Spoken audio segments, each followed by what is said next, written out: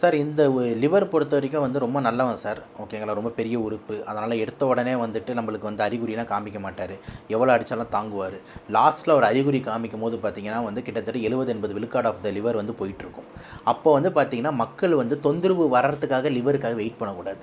ஸ்டார்டிங்லேருந்தே லிவரை நல்லபடியாக பராமரிச்சுக்கிறது நல்லது. அப்போ மது அருந்தாமல் இருக்கிறது, லிவரில் ஸ்ட்ரெஸ் கொடுக்காமல் இருக்கிறது, மாத்திரைகள் அதிகம் போடாமல் இருக்கிறது, இதெல்லாம் வந்து ரொம்ப இம்பார்ட்டண்ட்டாக வந்துட்டு மெயினாக பார்த்துக்கணும் சார். இதுதான் நம்ம பார்க்குறோம். ஏன்னா நம்ம அறிகுறி தெரிய ஆரம்பித்தோன்னா பார்த்தீங்கன்னா ஆல்ரெடி அது 70-80% டேமேஜ்னு போயிடுது, பர்மனெண்ட் டேமேஜ்னு போயிடுது. ஸோ மக்கள்கிட்ட அவேர்னஸ் எப்படி இருக்கணும்னா ப்ரிவென்ஷன் இஸ் பெட்டர் தன் க்யூர்ன்ற ஆங்கிள். அப்போ லிவர் வந்து டேமேஜ் ஆயிடுச்சுன்னா அதுக்கப்புறம் ஒன்றுமே பண்ண முடியாது. ஆமாம். இப்போ லிவர் வந்து டேமேஜ் இந்த சென்ஸ் நான் என்ன மீன் பண்ணுறேன்னா ஈரல் சுருக்க நோய், அதாவது லிவர் சிரோசிஸ்ன்னு சொல்லுவாங்க. ஈரலை சுற்றி கொழுப்பு சேரும் போது ரிவர்ஸ் ஆகிடும். ஈரல் வீக்கமாக இருக்கும்போது ரிவர்ஸ் ஆகும். ஆனால் ஈரல் சுருங்கிடுச்சுன்னா ரிவர்ஸ் ஆக முடியாது. Terminal stage. ஸோ ஈரல் சுருங்கிடுச்சுன்னா திருப்பி நார்மல் ஈரலாக கன்வெர்ட் ஆகாது. ஸோ அந்த லிவர் சிரோசிஸ் அப்படின்ற ஸ்டேஜுக்கு நம்ம விடக்கூடாது. லிவர் சிரோசிஸ் போகிறதுக்கு முன்னாடி நம்ம தடுக்கணுன்றது தான் இங்கே டேப்.